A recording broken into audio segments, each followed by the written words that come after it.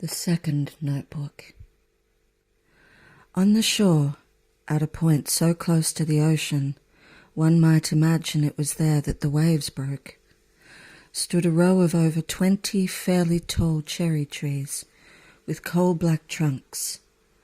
Every April, when the new school year was about to begin, these trees would display their dazzling blossoms and their moist brown leaves against the blue of the sea.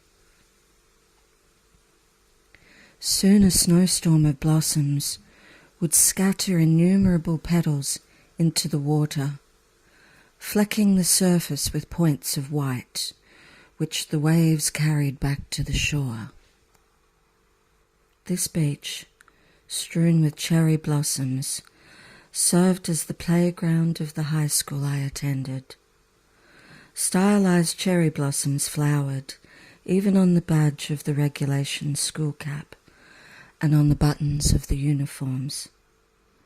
A distant relative of mine had a house nearby, which was one reason why my father had especially selected for me this school of cherry blossoms by the sea.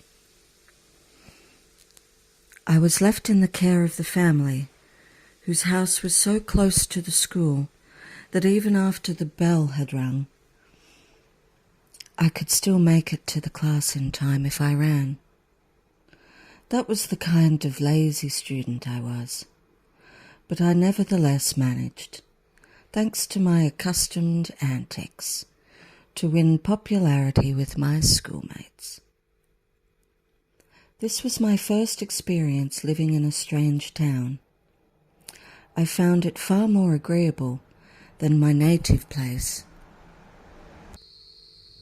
One might attribute this, perhaps, to the fact that my clowning had by this time become so much a part of me that it was no longer such a strain to trick others. I wonder, though, if it was not due instead to the incontestable difference in the problem involved in performing before one's own family and strangers, or in one's own town or elsewhere. This problem existed no matter how great a genius one may be. An actor dreads most the audience in his hometown. I imagine the greatest actor in the world would be quite paralyzed in a room where all his family and relatives were gathered to watch him. But I had learned to play my part. I had moreover been quite a success. It was inconceivable that so talented an actor would fail away from home. The fear of human beings continued to writhe in my breast. I am not sure whether more or less intensely than before, but my acting talents had unquestionably matured. I could always convulse the classroom with laughter, and even as the teacher protested what a good class it would be if only I were not in it, he would be laughing behind his hand.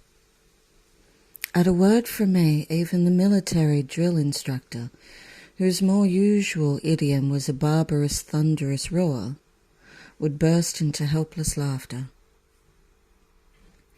Just when I had begun to relax my guard a bit, fairly confident that I had succeeded by now in concealing completely my true identity, I was stabbed in the back, quite unexpectedly.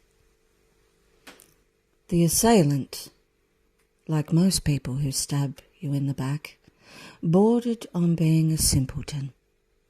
The puniest boy in the class, whose scrofulous face and floppy jacket, with sleeves too long for him, was complemented by a total lack of proficiency in his studies and by clumsiness in military drill and physical training, that he was perpetually designated as an onlooker. Not surprisingly, I failed to recognize the need to be on my guard against him.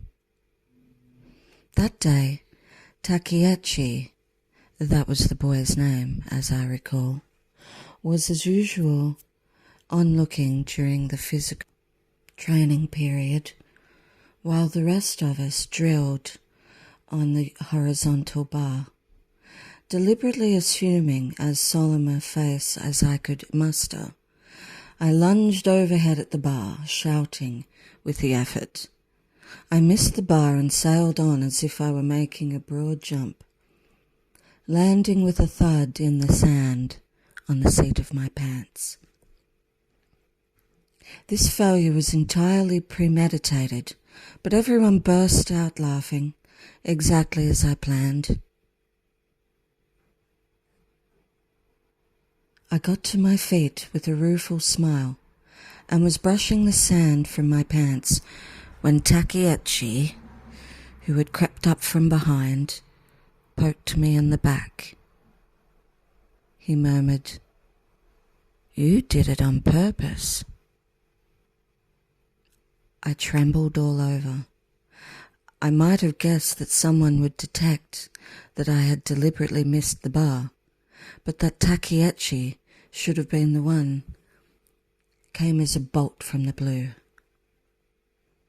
I felt as if I had seen the world before me burst in an instant into the raging flames of hell. It was all I could do to suppress a wild shriek of terror. The ensuing days were imprinted with my anxiety and dread.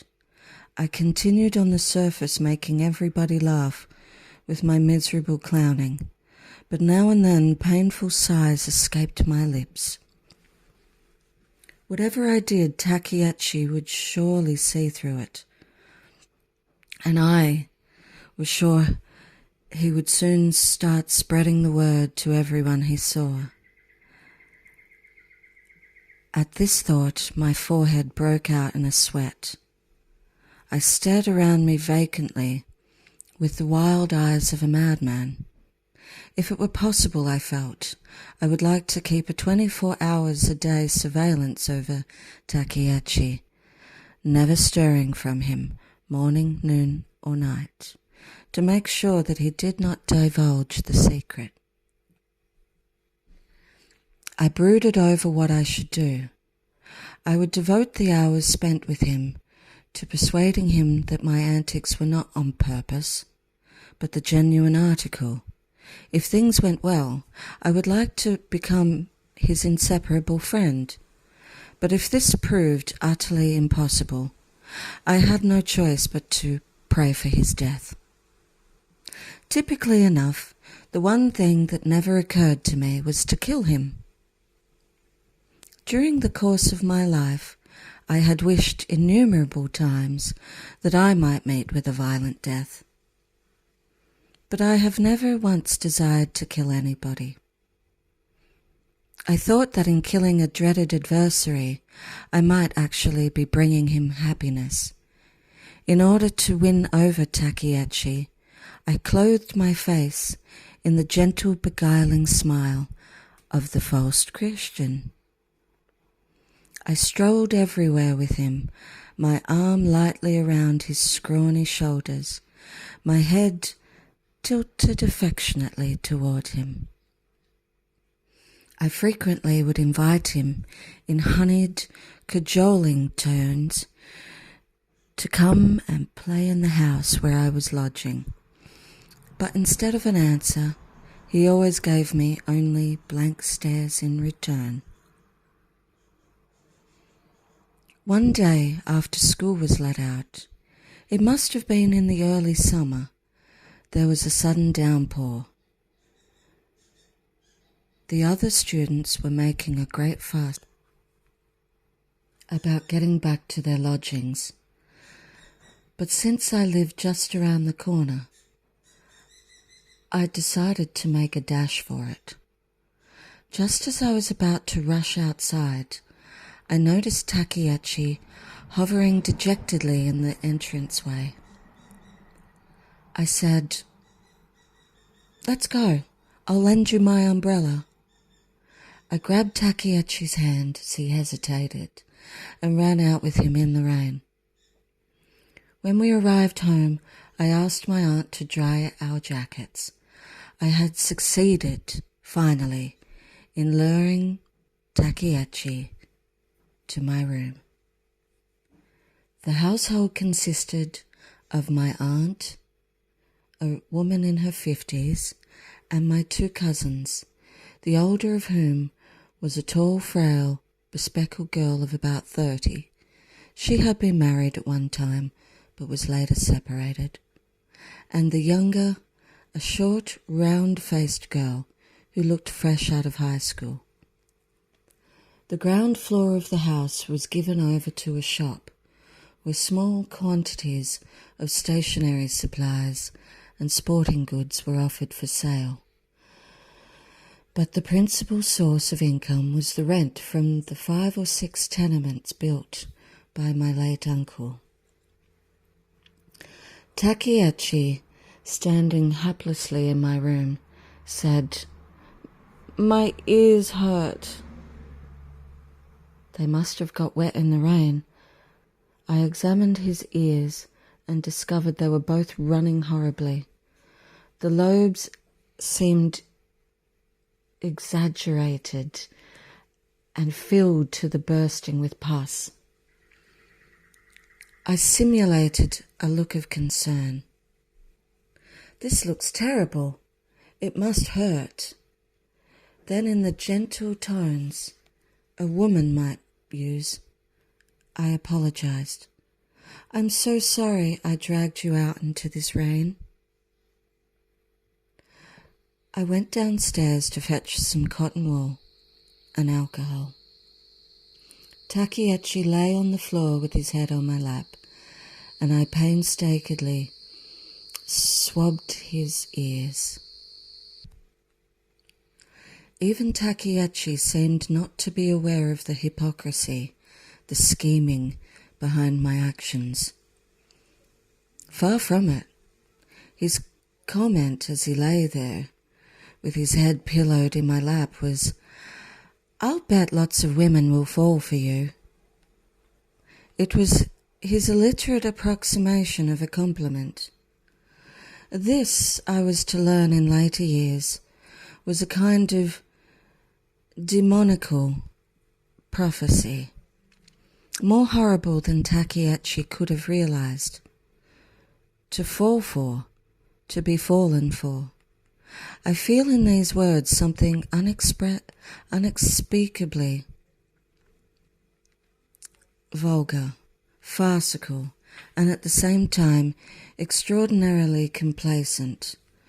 Once these expressions put in an appearance, no matter how solemn the place, the silent cathedrals of melancholy crumble, leaving nothing but an impression of fatuousness. It is curious, but the cathedrals of melancholy are not necessarily demolished if one can replace the vulgar "what a messy business it is to be fallen for" by the more literary "what uneasiness lies in being loved."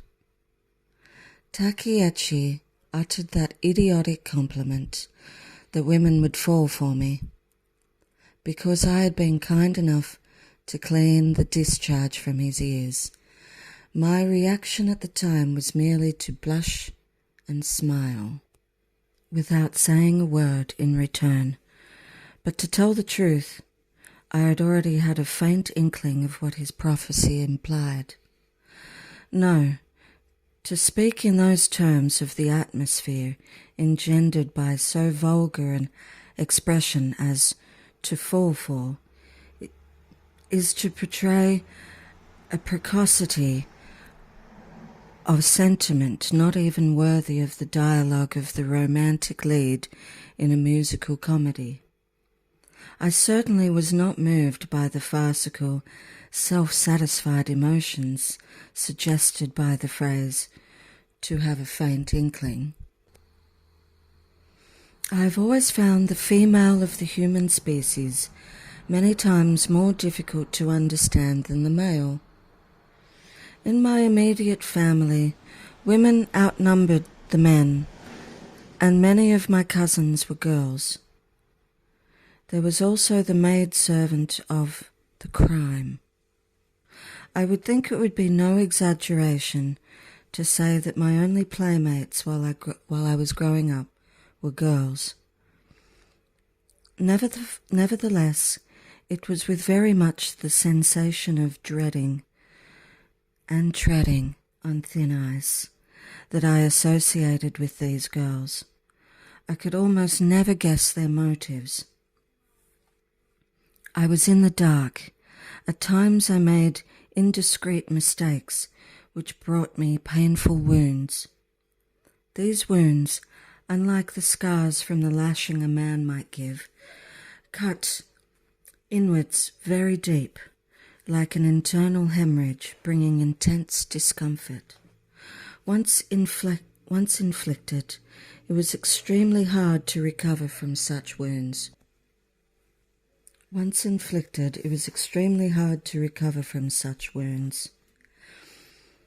Women led me on, only to throw me aside.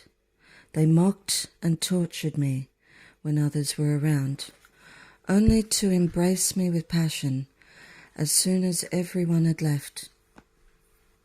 Women sleep so soundly, they seem to be dead. Who knows? Women may live in order to sleep. These and various other generalizations were products of an observation of women since boyhood days. But my conclusion was that though women appear to belong to the same species as man, they are actually quite different creatures, and these incomprehensible, insidious beings have, fantastic as it seems, always looked after me.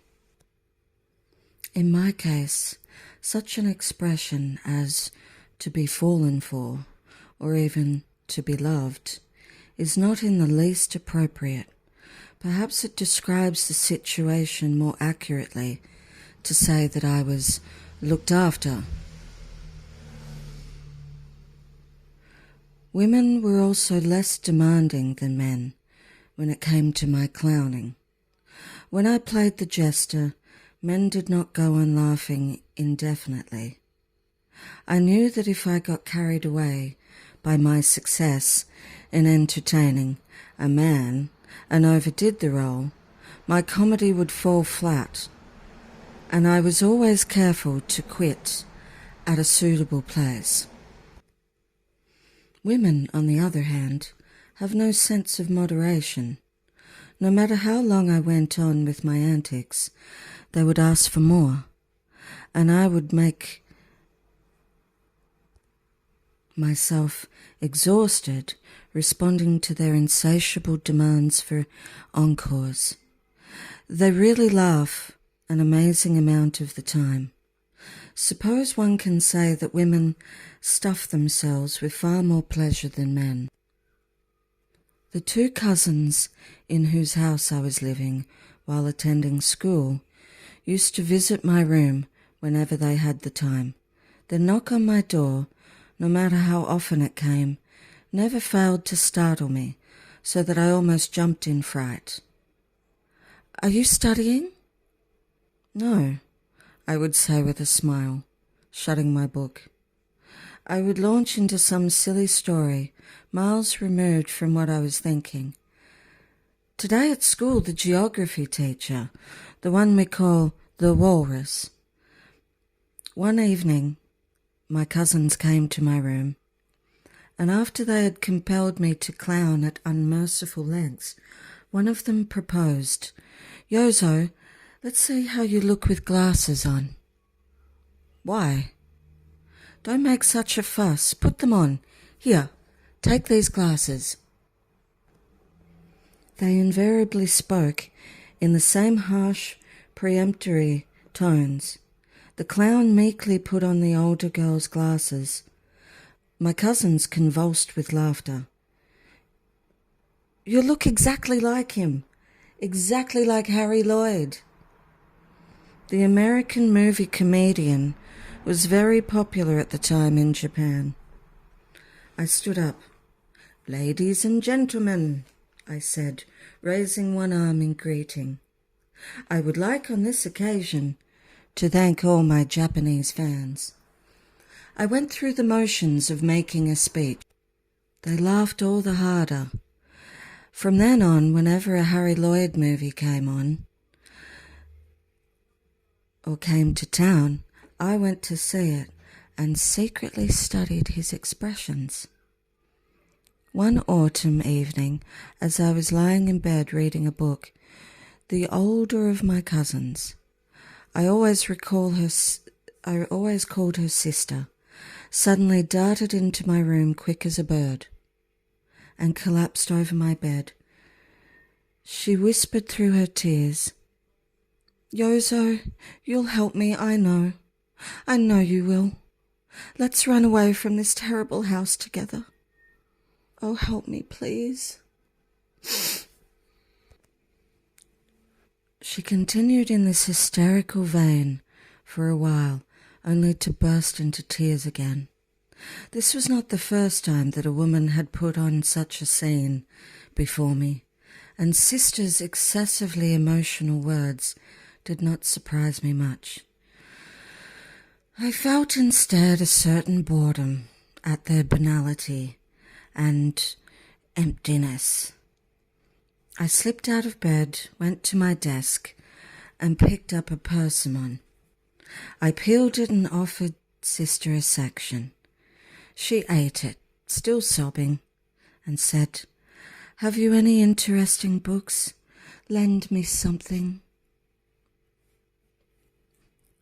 I chose Sosesky's "I Am a Cat" from my bookshelf and handed it to her. "Thanks for the persimmon," Sister said as she left the room, an embarrassed smile on her face. Sister was not the only one.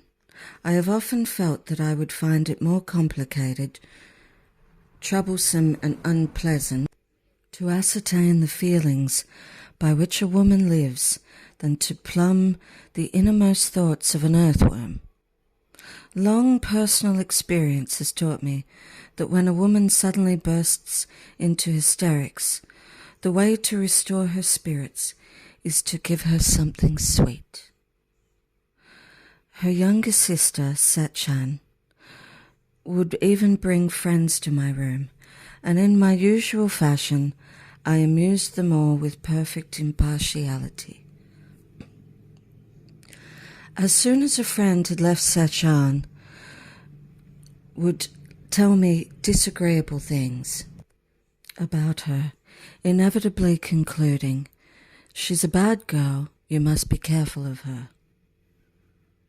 If that's the case, I wanted to say, you needn't have gone to the trouble of bringing her here. Thanks to Sechan, almost all the visitors to my room were girls. This, however, by no means implies that Takiechi's compliment, "Women will fall for you," had yet been realized. I was merely the Harold Lloyd of Northeast Japan.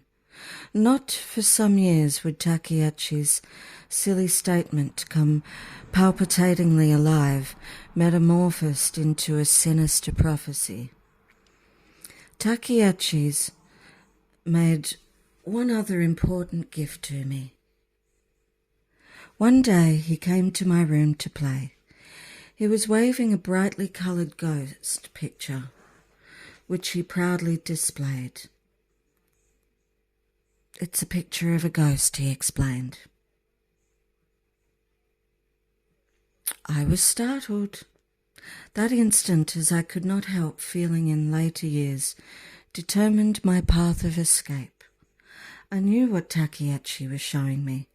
I knew that it was only the familiar self-portrait of Van Gogh.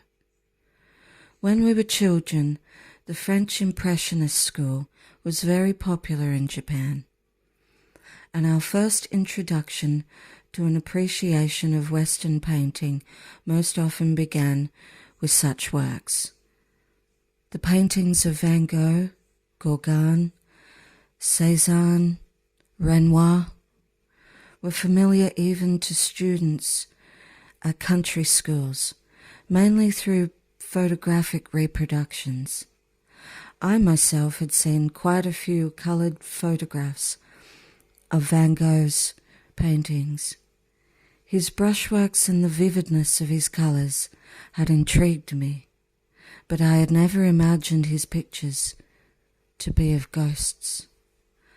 I took from my shelf a volume of Bodigliani reproductions and showed Takiechi the familiar nudes with skin the colour of burnished copper. How about these?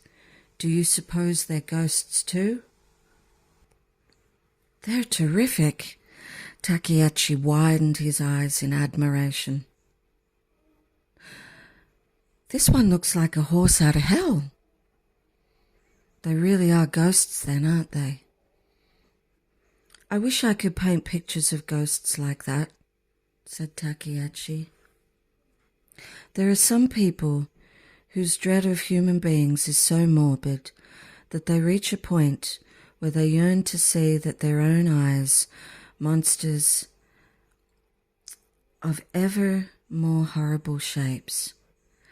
And the more nervous they are, the quicker to take fright, the more violent they pray that every storm will be.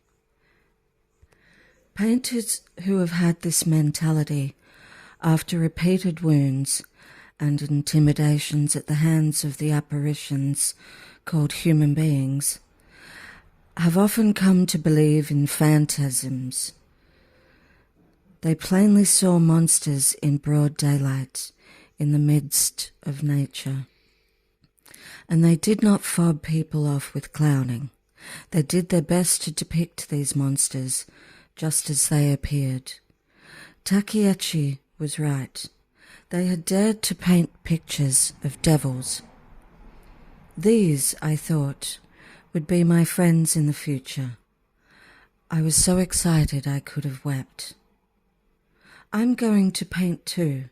I'm going to paint pictures of ghosts and devils and horses out of hell. My voice as I spoke these words to Takiechi was lowered to a barely audible whisper. Why, I don't know. Ever since elementary school days, I enjoyed drawing and looking at pictures, but my pictures failed to win the reputation among my fellow students that my comic stories did. I have never had the least trust in the opinions of human beings, and my stories represented to me nothing more than the clown's gesture of greetings to his audience. They enraptured all of my teachers, but for me they were devoid of the slightest interest. Only to my paintings, to the depictions of the object, my cartoons were something else again, did I devote any real efforts of my original, though childish style.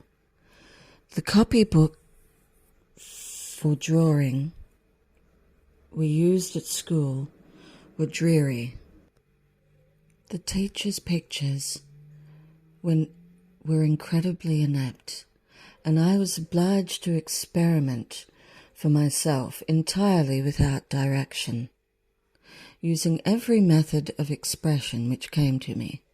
I owned a set of oil paints and brushes from the time I entered high school.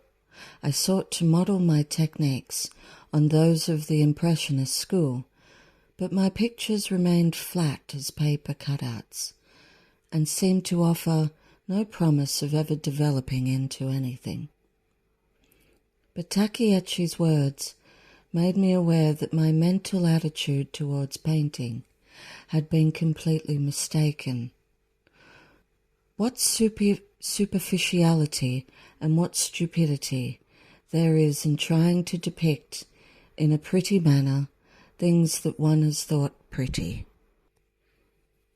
The masters, through their subjective perceptions, created beauty out of trivialities. They did not hide their interest even in things which were nauseatingly ugly, but soaked themselves in the pleasure of depicting them. In other words, they seemed not to rely in the least on the misconceptions of others. Now that I had been initiated by Takeachi into these root secrets of the art of painting, I began to do a few self-portraits, taking care that they not be seen by my female visitors. The pictures I drew were so heartrending as to stupefy even myself. Here was the true self I had so desperately hidden. I had smiled cheerfully, I had made others laugh, but this was the harrowing reality. I secretly affirmed this self, was sure that there was no escape from it. But naturally, I did not show my pictures to anyone except Takeachi. I disliked the thought that I might suddenly be subjected to their suspicious vigilance when once the nightmarish reality under the clowning was detected.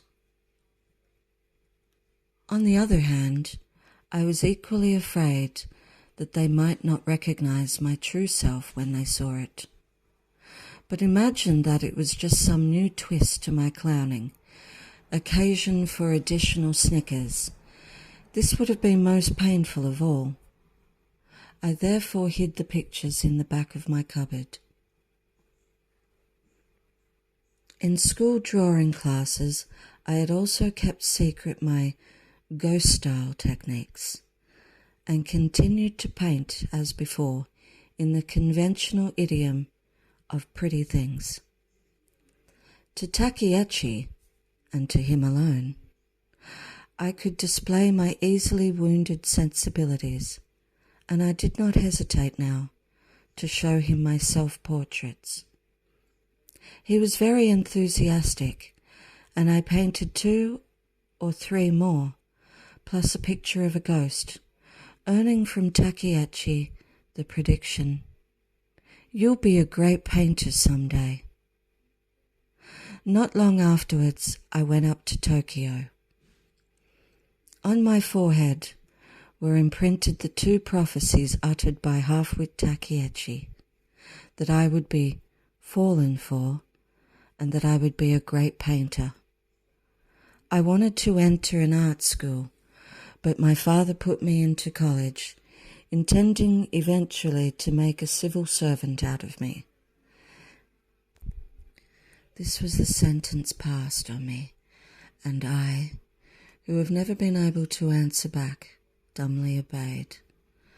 At my father's suggestion, I took the college entrance examinations a year early, and I passed.